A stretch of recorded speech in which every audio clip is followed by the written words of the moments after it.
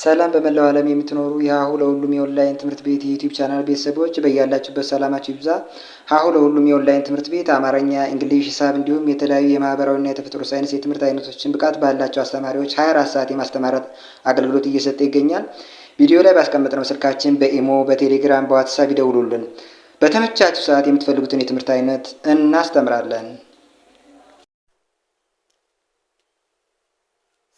ሰላም የሀሁ ለሁሉም የኦንላይን ትምህርት ቤት የዩቲዩብ ቻናል ቤተሰቦች እንዴት ናችሁ? በዛሬው ዝግጅታችን ሙሉ የአማርኛ ፊደላትን 34ቱንም የአማርኛ ፊደላት ይዤላችሁ መጥቻለሁ። እነዚህን 34ቱንም የአማርኛ ፊደላት ደግሞ በቅርጽና በድምጽ በቀላሉ እናንተ ልትረዷቸውና በቀላሉ ሙሉ ፊደላትን ልትይዙበት በምትችሉ ዘዴ ባለ ሁለት እግረ ፊደላት የሚባሉትን በአንድ ላይ ሰብሰብ አድርጌ አንደኛ ቤተሰቦቻቸውን፣ ሁለተኛ ቤተሰቦቻቸውን፣ ሶስተኛ፣ አራት፣ አምስት፣ ስድስት እና ሰባት እንዲሁም ስምንተኛ ቤተሰቦቻቸው ጋር ደግሞ ውስብስብ ፊደላት የሚባሉትን ጨምሬ በእያንዳንዳቸው እንደምታዩቸው በተለያየ ከለር እንዲሁም ደግሞ በተመሳሳይ ቅርጽና በተመሳሳይ ድምጽ እንዴት እያንዳንዳቸውን እንደሚቀይሩ በቀላሉ እናንተ ደግሞ እነዚህን ፊደላት እንዴት አድርጋችሁ ቅርጻቸውና ድምጻቸውን እንደምትይዙና በቀላሉ ሙሉ ለሙሉ ፊደላት እንዴት እንደምታውቁ የማሳያችሁ ይሆናል። ሳብስክራይብ ያላደረጋችሁ ቤተሰቦቻችን ሳብስክራይብ እያደረጋችሁ ማንኛውንም ትምህርታዊ ቪዲዮ በምንለቅበት ሰዓት እንዲደርሳችሁ አድርጉ። ላይክ ሼር እያደረጋችሁ ዩቲዩባችን አበረታቱ። ለጓደኞቻችሁ እንዲደርስ አድርጉ። እንደምታዩት በሶስት ስላይድ አድርጌ ነው ይዣቸው የመጣው። እነዚህ የምታዩቸው ፊደላት ቅርጽ አልቦ ወይም ደግሞ እግር አልቦ የሚባሉ ፊደሎች ናቸው። እነዚህ ፊደሎች ወደ ታች የተዘረጋ ምንም አይነት መስመር የላቸውም። ከዛ በተጨማሪ ከጎን ላይ ደግሞ ባለ ሶስት እግር ፊደላት የሚባሉትን ይዤላችሁ መጥቻለሁ። እነዚህ ባለ ሶስት እግር ፊደላት ሶስት መስመር ወደ ታች የተዘረጋ መስመር አላቸው። እነዚህ ደግሞ ባለ አንድ እግር ፊደላት የሚባሉት ናቸው። የምታዩቸው እነዚህ ሁሎቹም አንዳንድ መስመር ወደ ታች የተዘረጋ ወይም አንድ የምታዩት ወደ ታች የወረደ መስመር አለ ወይም ደግሞ ቅርጻቸው የምታዩት አንድ ቀጥ ያለ መስመር አለ ማለት ነው። እነዚህ የምታዩቸው ደግሞ ባለ ሁለት እግር ፊደላት የሚባሉት ናቸው። እነዚህ ደግሞ ሁለት ሁለት መስመር ወደ ታች የተዘረጋ አለ። እነዚህ እንግዲህ እያንዳንዳቸው በምን አይነት ነው ተያያዥነት ያላቸው እንዲሁም ደግሞ በቀላሉ እንዴት ነው የአማርኛ ሙሉ ፊደላትን ቅርጻቸውና ድምጻቸውን መያዝ የምንችል የምትሉ ልጆች አላችሁ። ስለዚህ በመጀመሪያ አንደኛ ቤተሰቦቻቸውን ይሄው አንድ ቁጥር ወይም አንደኛ የፊደላት ቤተሰብን በቀላሉ እንዴት እንደምትይዟቸው ለመናገር ሞክራለሁ። መጀመሪያ ማድረግ የሚገባችሁ እየደጋገማችሁ ድምጻቸውን ጥሩ። ከዛ እየደጋገማችሁ ድምጻቸውን ጠርታችሁ መያዝ ከቻላችሁ በኋላ እየጻፋችሁ ቅርጻቸውን ለመያዝ ሞክሩ። ስለዚህ ድምጻቸውን ከኔ ጋር ረጋ ብዬ የመጀመሪያ ፊደላትን ብቻ ጠራላችኋለሁ።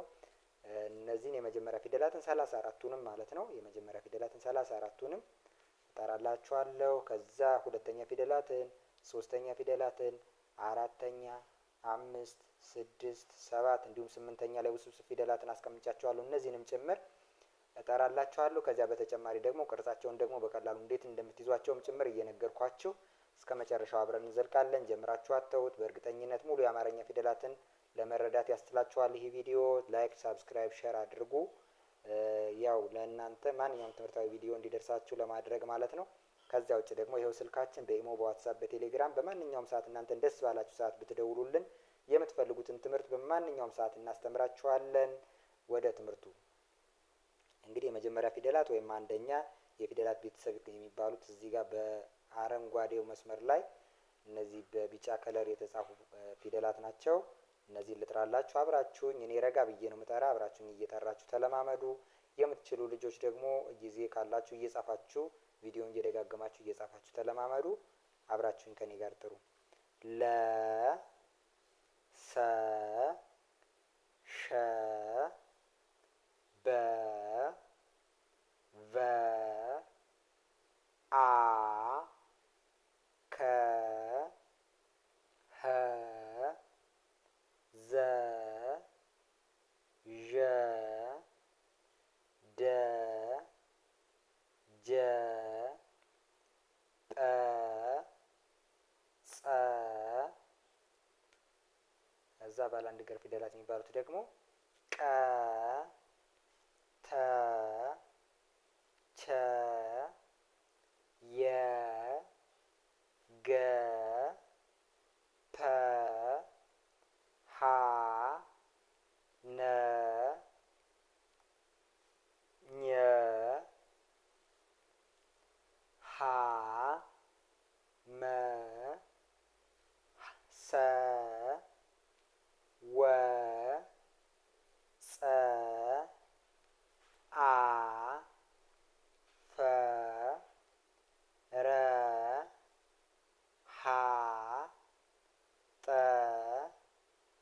ጨ። አንዴ በድጋሚ ልድገምላችሁ። እንግዲህ ከዚህ ጋር ላይ ፊደላት በተደጋጋሚ ሲጠሩ ሰምታችሁ ሊሆን ይችላል። ለምሳሌ ጸ፣ ሁለት ጸ የሚባሉ ወይም ሞክሸ ፊደላት አሉ። አ ሁለት አ የሚባሉ ፊደላት አሉ። ሀ ሶስት፣ ይኸው አንደኛዋ ሀመርኋ የምትባለዋ ባለ ሶስት እግር ፊደል ይኸው ሀ። ይቺ ደግሞ እግር አልቦ የምትባለዋ ሀ፣ ሀሌታ ውሃ የምትባለዋ። ከዚህ ጋር ደግሞ ባለ አንድ እግር የሆነችዋ ብዙሃን ውሃ የምትባል ሀ አለች። እንግዲህ እነዚህ ሶስት ተመሳሳይ ድምጽ ያላቸው የተለያየ ቅርጽ ላይ ያሉ ፊደላት ናቸው ማለት ነው። ከዛ በተጨማሪ ደግሞ ሰ ደግሞ ይሄው እግር አልቦ የሆነችዋ ፊደል ሰ ያትቻለች ሰ። ከዛ ባለ ሁለት እግር የሆነችዋ ፊደል ሰ ደግሞ እዚህ ጋር አለች ሰ።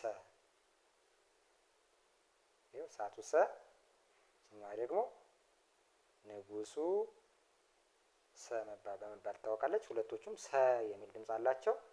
በቅርጽ ግን ይለያያሉ እንዳያችሁት።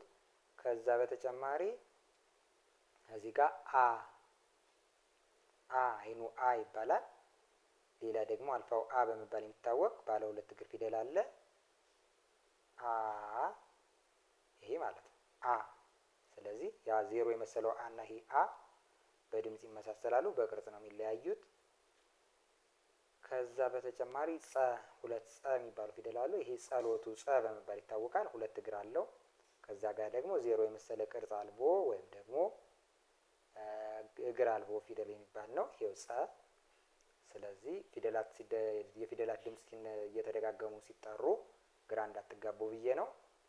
ሶስት ሀ የሚባል ድምጽ ያላቸው ፊደሎች አሉ።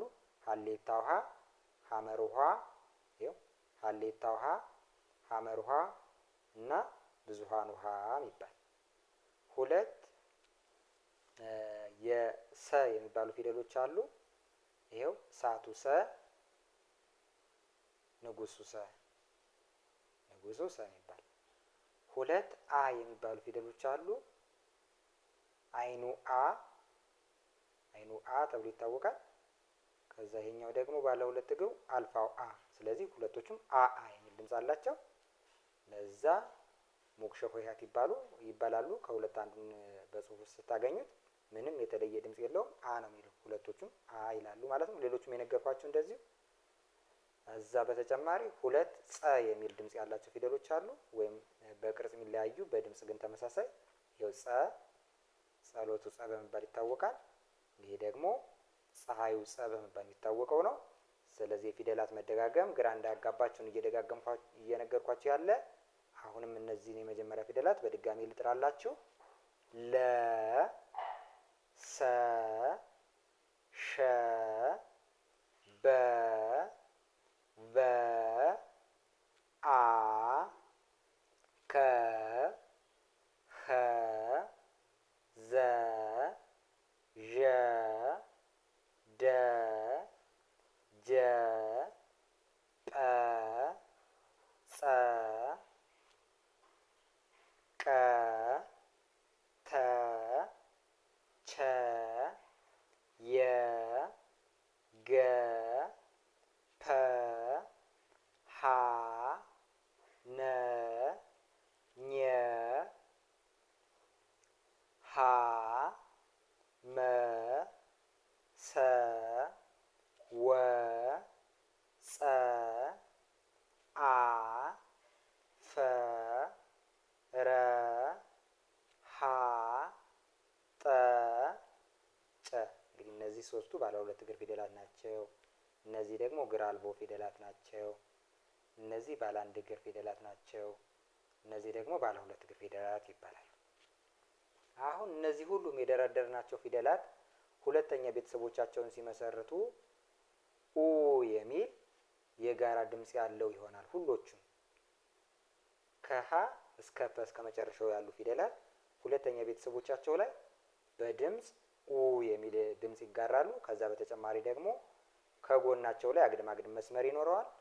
እሱን ድምጽ እናንተ መጥራት እንዴት እንደምትችሉ ላሳያችሁ። አብራችሁ እየጠራችሁኝ ያንን ለመለማመድ ደግሞ አብራችሁኝ ጥሩ ማለት ነው። እኔ ረጋ ብዬ ፊደሎቹን እንደዛ እጠራለሁ። እነዚህ ሁለተኛ ፊደሎች ናቸው። ይኸው ሁለተኛ የፊደላት ቤተሰቦች ናቸው። ሉ፣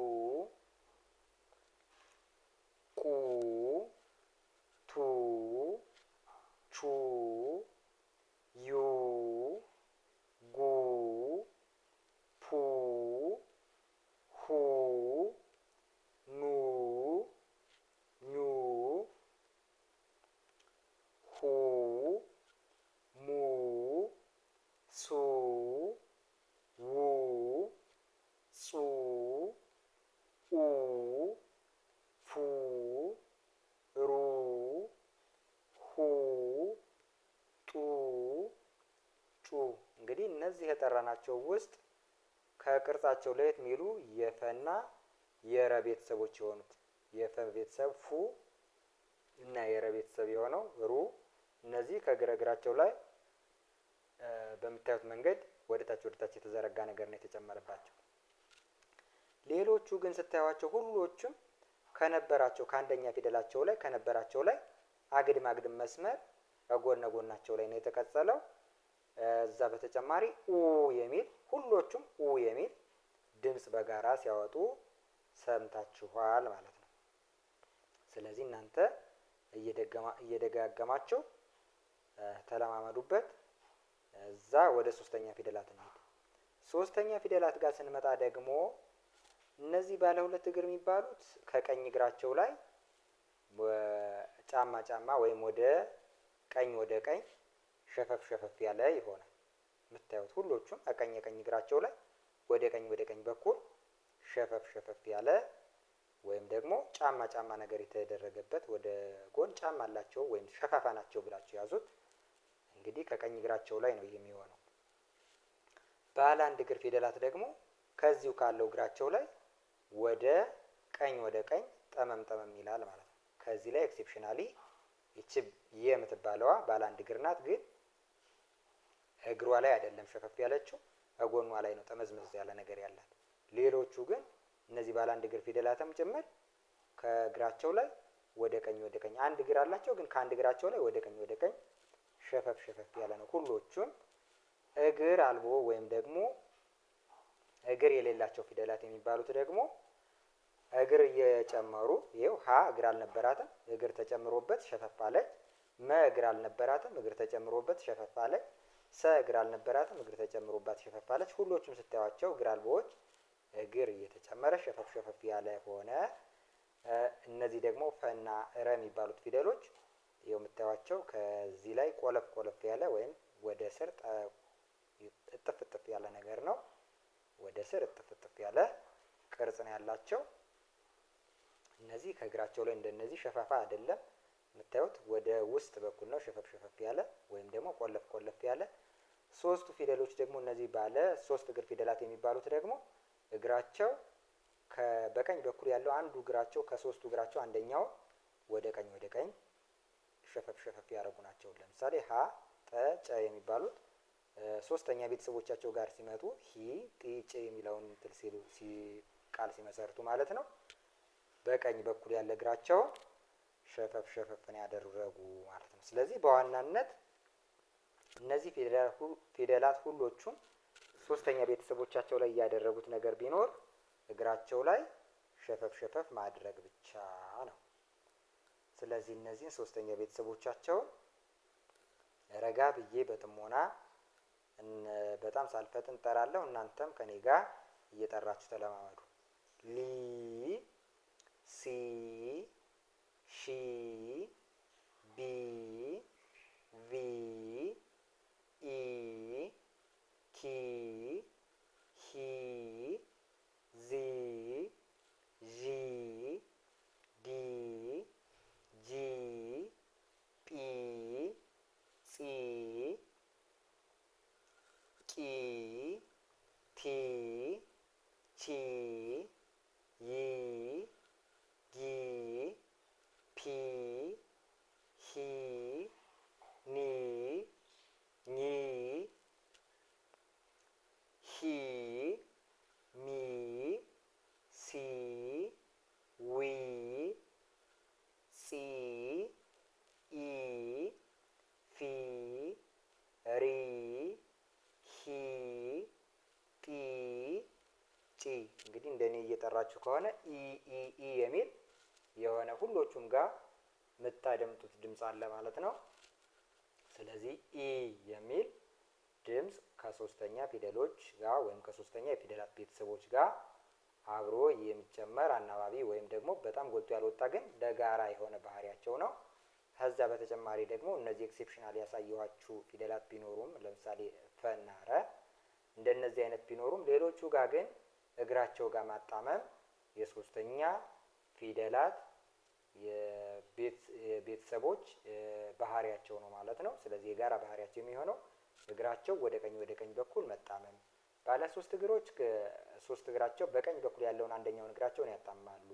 እግር አልባዎች እግር ወደ ታች ሳብሳብ እያደረገ እግር ወጥቶላቸው ያን የወጣ እግር ጠማማ ያደርጋሉ ወይም ወደ ቀኝ ሸፈፍ ያደርጉታል። ባለ 1 እግሮች ከአንድ እግራቸው ላይ ከዚያው ካላቸው ላይ ወደ ቀኝ ሸፈፍ ያደርጋሉ። ከዚህ ላይ የቤተሰብ ነው ልዩ የሆነው። ባለ 1 እግሮች ደግሞ በቀኝ በኩል ያለው እግራቸውን ሸፋፋ ያደርጋሉ። አሁን ወደ አራተኛ የፊደላት ቤተሰብ ጋር ልውሰዳችሁ። አራተኛ የፊደላት ቤተሰብ ጋር ስንመጣ ባለ 2 እግር ሆሄያት የሆኑት በቀኝ በኩል ያለ በግራ በኩል ያለ እግራቸውን ያሳጥራሉ። ይሄ ግራ ነው አይደል የሚባለው? ስለዚህ ይሄን በግራ በኩል ብቻ እዩት።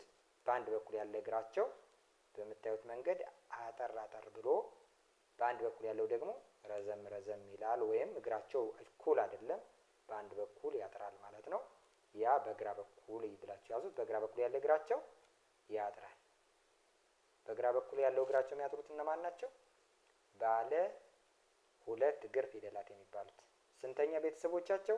አራተኛ ቤተሰቦቻቸው ጋር ስንመጣ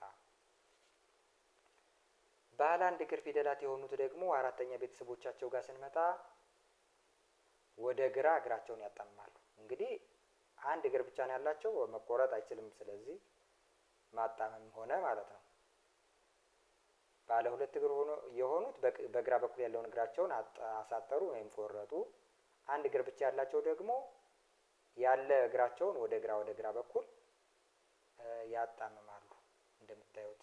ከዚህ ላይ ኤክሴፕሽናሊ የሃና የነና የኘ ፊደሎች ሀ እንደዚሁ ታጣምማለች ወደ ግራ።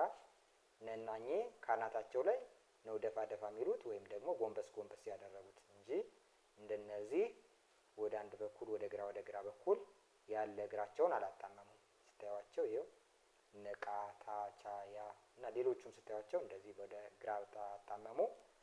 ባለ 2 እግር ፊደላት ደግሞ በግራ በኩል ያለውን እግራቸውን አሳጠሩ። ይህን ያዙ።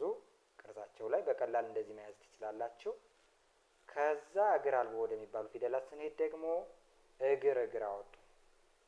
እንግዲህ ባለ 2 እግሮች እግራቸውን ሲቆርጡ፣ 1 እግር ያላቸው እግራቸውን ሲያጣምሙ፣ እግር አልቦዎች ደግሞ እግር ተጨመረላቸው።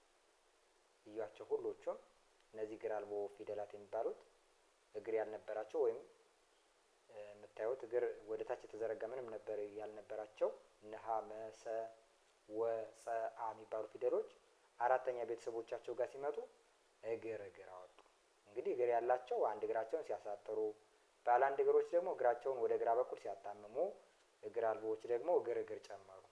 መቁረጥ ወይም ማጣመም ሲገባቸው ማለት ነው። በሌላ አባባል ምን አደረጉ? እግር ጨመሩ። ስንተኛ ቤተሰቦቻቸው ጋር? አራተኛ።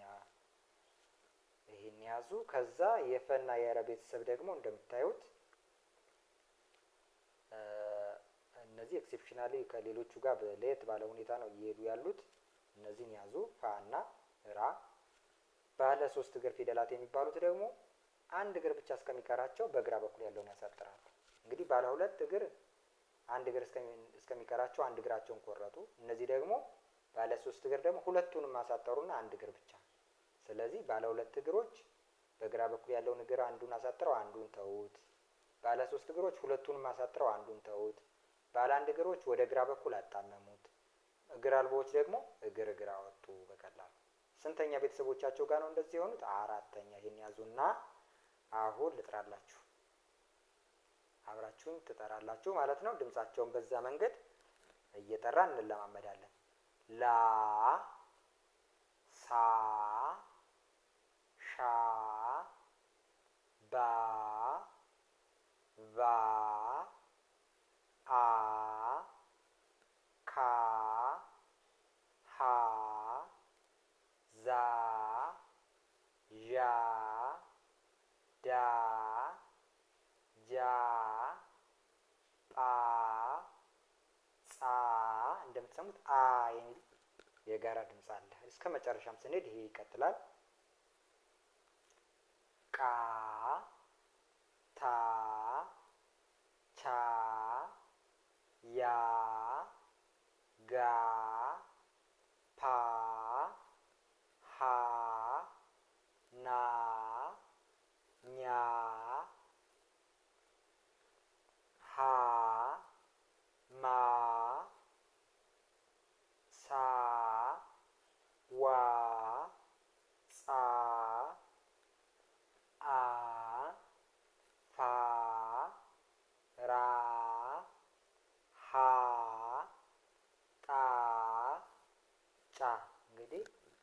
ቅርጻቸው ብዙ ሰዓት አውርተናል።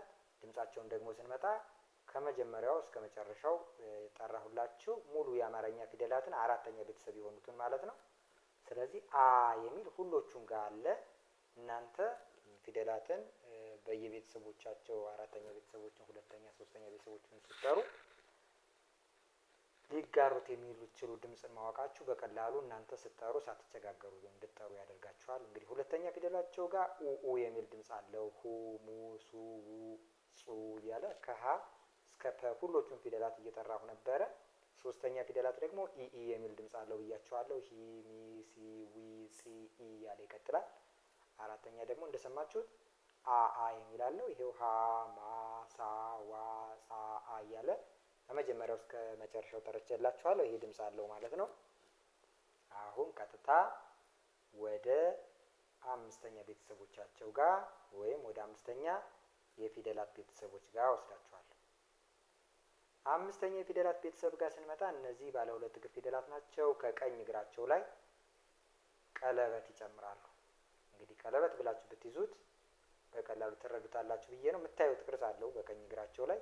ከሁሎቹም ጋር በውጭ በኩል የቀኝ እግራቸው ላይ 0 ነገር ወይም ቀለበት ነገር አለው። እነዚህ ባለ ሁለት እግሮች ጋር ማለት ነው። ባለ ሁለት እግሮች ጋር ከቀኝ እግራቸው ላይ ይህንን ቀለበት ከግራ እግራቸው ላይ ብታደርጉት ያ ፊደል የምትፈልጉት ፊደል ለ ወይም ሌ የሚባል ሊሆን አይችልም ማለት ነው። ለምሳሌ የለ ቤተሰብ ሌ የሚባለውን ፊደል ከግራ እግሩ ላይ ቀለበት ብትጨምሩበት ይሄ ሌ ሊሆን አይችልም። ሌሎቹም ጋር እንደዚሁ ቦታውን ቀይራችሁ ቀለበት ብታደርጉ ፊደሉ ትርጉም አይኖረውም ማለት ነው። ስለዚህ ያለበትን ቦታ ቀለበቱ ያለበትን ቦታ ወይም 0 የተጨመረበትን ቦታ በትክክል ማየቱ አስፈላጊ ስለሆነ ነው በትክክል እየነገርኳችሁ ያለው። ከቀኝ እግራቸው ላይ በውጭ በኩል እግራቸው ጫፍ ላይ ቀለበት አለ። ስንተኛ ቤተሰቦቻቸው ጋር? አምስተኛ። አራተኛ ነግሬያችኋለሁ፣ ሶስተኛ፣ ሁለተኛ፣ አሁን አምስተኛ ጋር ደርሰናል። ባለ ሁለት እግር ፊደላት የሆኑ ፊደሎች ከአምስተኛ ቤተሰቦቻቸው ጋር ሲመጡ ቅርጻቸው በቀኝ በኩል በውጭ በኩል ቀለበት ይኖረዋል። ባለ አንድ እግር ጋር ስንመጣ ደግሞ ካለው እግራቸው ላይ በቀኝ በኩል በውጭ በኩል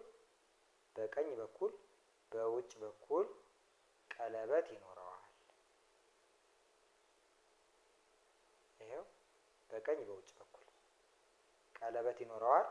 ግን ኤክሴፕሽናሊ የቤተሰብ አለ። የቤተሰብ የምታዩት በጎን በኩል ነው ቀለበት የጨመረው። ሌሎቹ ግን በቀኝ በውጭ በኩል ነው ቀለበት የጨመሩት።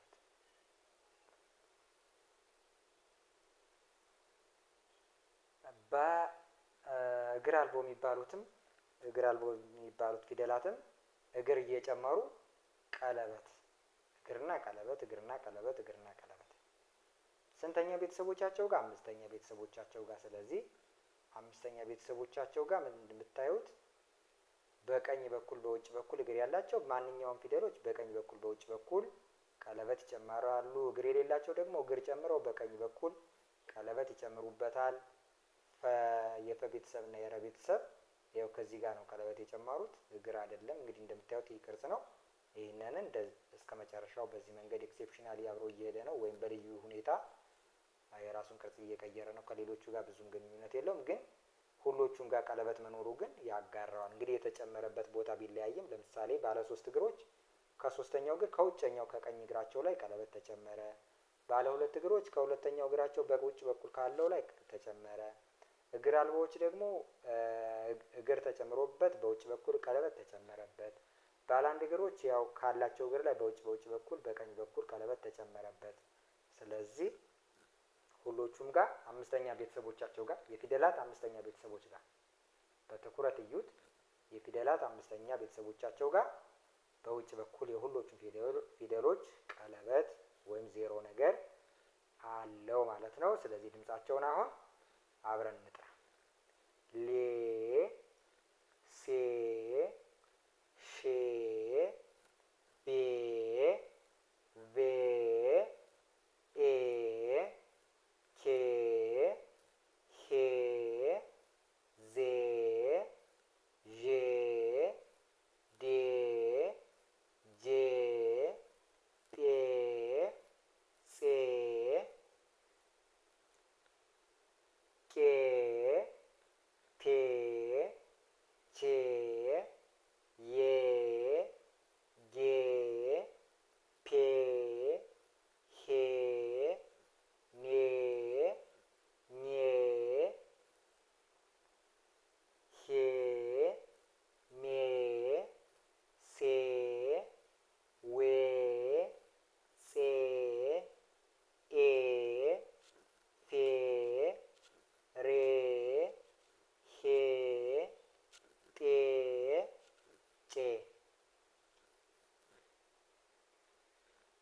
ስለዚህ ድምጻቸው እንደሰማችሁት ኤ ኤ ኤ የሚል ድምጽ አለ ሁሎቹም ጋር ስትመጡ።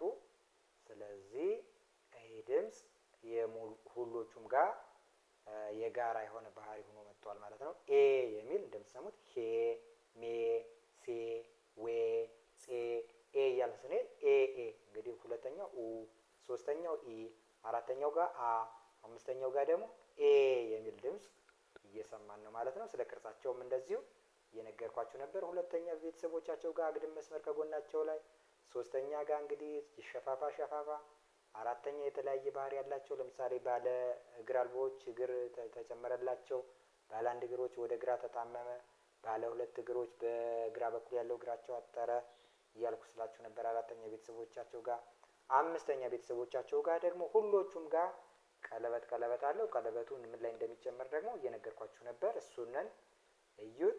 አሁን ወደ ስድስተኛ ወይም ወደ ፊደላት ስድስተኛ ቤተሰቦች ጋር ስንመጣ ስድስተኛ ቤተሰቦቻቸው ጋር ቅርጽ በጋራ እንደዚህ ተብሎ አይደለም፣ በቋሚነት የተመሳሳይ በሆነ ባህሪ ቅርጻቸውን አይቀይሩም። ስታዩዋቸው ል ከዚህ በውስጥ በኩል የሆነ ቀለበት ተጨመረ፣ ስ ካናቱ ላይ ወደ ውስጥ ደፋ አለ፣ ብ ስታዩት በጎን በኩል ክ ሌሎችም ስታዩዋቸው ልክ እንደ ሁለተኛ ቤተሰቦች በጎናቸው አግድም ይጨመራል ወይ ደግሞ እግራቸው ያጥራል ወይ ቀለበት ተጨምሮባቸዋል በሚባል ሁኔታ ቅርጻቸውን ሲቀይሩ በተያያዥ ወይም ግልጽ በሆነ ተያያዥነት ባለው ሁኔታ ሲቀይሩ አይታዩም።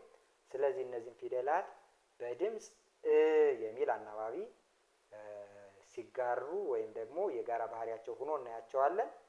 ግን በቅርጽ ግን የጋራ ባህሪ የሚጋሩት እየታየን አይደለም። ስለዚህ እሱን እየጠራን ድምጻቸው ጋር እናተኩር። ቅርጻቸው ጋር ግን ልክ አንደኛ ፊደላትን እየጻፋችሁ እየጠራችሁ ተለማመዱ እንዳልኳችሁ ስድስተኛ ቤተሰቦቻቸው ጋር እነዚህ ስድስተኛ የፊደላት ቤተሰብ ጋር እየጻፋችሁ ብትለማመዱባቸው የተሻለ ይሆናል ማለት ነው። ልጥራላችሁ አሁን ድምጻቸውን ል፣ ስ፣ ሽ፣ ብ፣ ቭ፣ እ፣ ክ፣ ህ፣ ዝ፣ ዥ፣ ድ፣ ጅ፣ ጵ፣ ጽ፣ ቅ፣ ት፣ ች፣ ይ፣ ግ፣ ፕ፣ ህ፣ ን፣ ኝ፣ ህ፣ ም፣ ስ፣ ው፣ ጽ፣ እ፣ ፍ፣ ር፣ ህ፣ ጥ፣ ጭ። እንግዲህ ድምጻቸውን በዚህ መንገድ እየጠራችሁ ተለማመዱባቸው። ቅርጻቸውንም እየጻፋችሁ አንድ በአንድ ብትለማመዱባቸው የተሻለ ይሆናል ማለት ነው። ከዛ ቀጥሎ ሰባተኛ ቤተሰቦቻቸው አሉ። ሰባተኛ ቤተሰቦቻቸው ጋር ባለ ሁለት እግርና ባለ ሶስት እግር ፊደላት የሚባሉት በቀኝ በኩል ያለ እግራቸውን ያሳጥራሉ። ከለ ቤተሰብ ውጪ የለ ቤተሰብ የምታዩት ሁለት እግር ነው፣ ግን ቅርጹን በጎኑ ላይ ይህንን ቀለበት ነገር በመጨመር ነው የቀየረው። ሌሎቹ ጋር ስትመጡ እዩዋቸው። ሁሎቹም በቀኝ በኩል ያለ እግራቸው አጭር ነው። እንግዲህ አራተኛ ላይ በግራ በኩል ያለ እግራቸው አጥሮ አይተን ነበረ።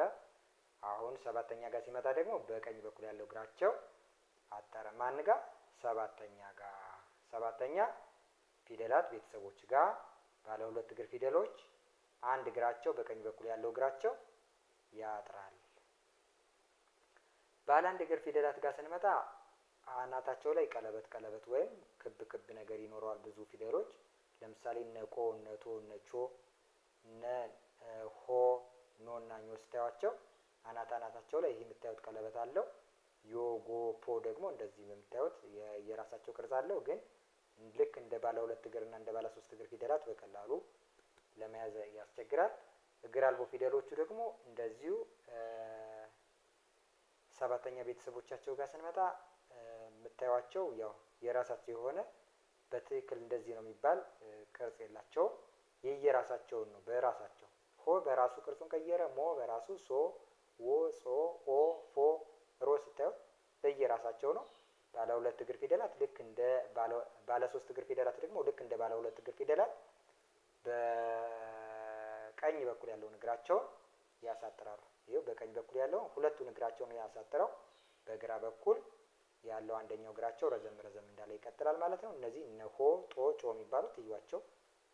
ስለዚህ ቅርጻቸው እግር አልቦ ፊደላት የሚባሉት ሰባተኛ ቤተሰቦቻቸው ጋር ቅርጽ ጉዳይ ተያያዥነት ያለው አይደለም።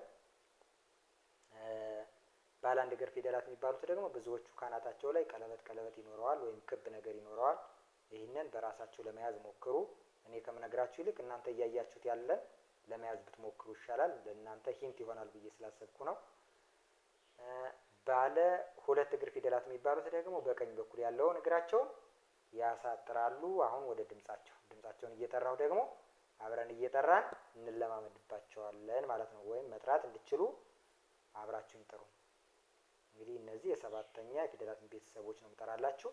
ሎ፣ ሶ፣ ሾ፣ ቦ፣ ቮ፣ ኦ፣ ኮ፣ ሆ፣ ዞ፣ ዦ፣ ዶ፣ ጆ፣ ጶ፣ ጾ፣ ቆ፣ ቶ፣ ቾ፣ ዮ፣ ጎ፣ ፖ፣ ሆ፣ ኖ፣ ኞ፣ ሆ፣ ሞ፣ ሶ፣ ዎ፣ ጾ፣ ኦ፣ ፎ፣ ሮ፣ ሆ፣ ጦ፣ ጮ። እንግዲህ ድምጻቸው እንደምትሰሙት ኦ የሚል ድምጽ ተጋርተው ትሰማላችሁ።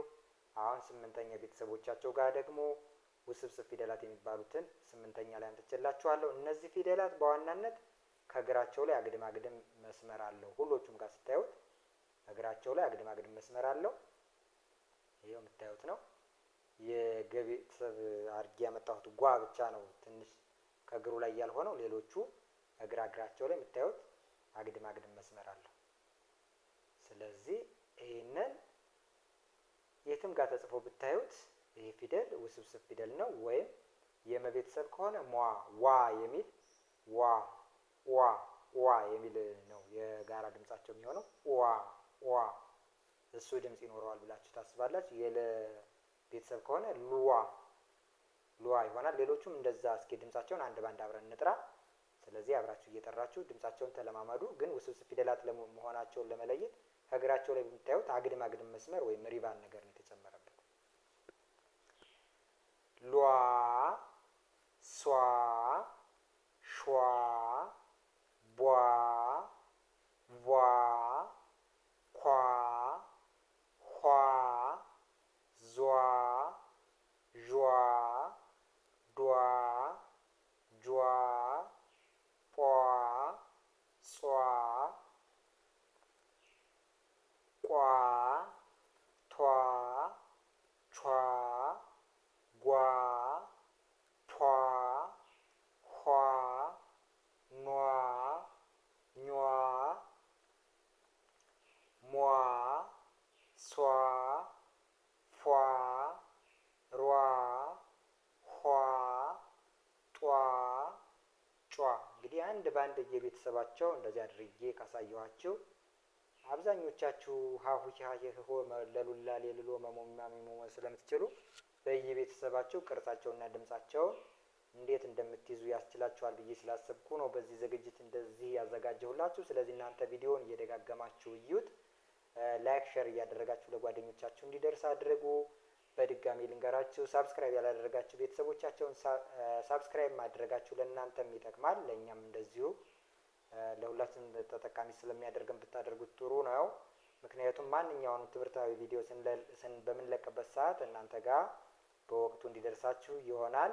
ከዛ በተጨማሪ አማርኛ፣ እንግሊዘኛ፣ ሂሳብና ሌሎቹን ትምህርቶች መማር የምትፈልጉ ልጆች ይሄው ታች ላይ ስልካችን የሀሁ ለሁሉም የኦንላይን ትምህርት ቤት ስልክ ነው።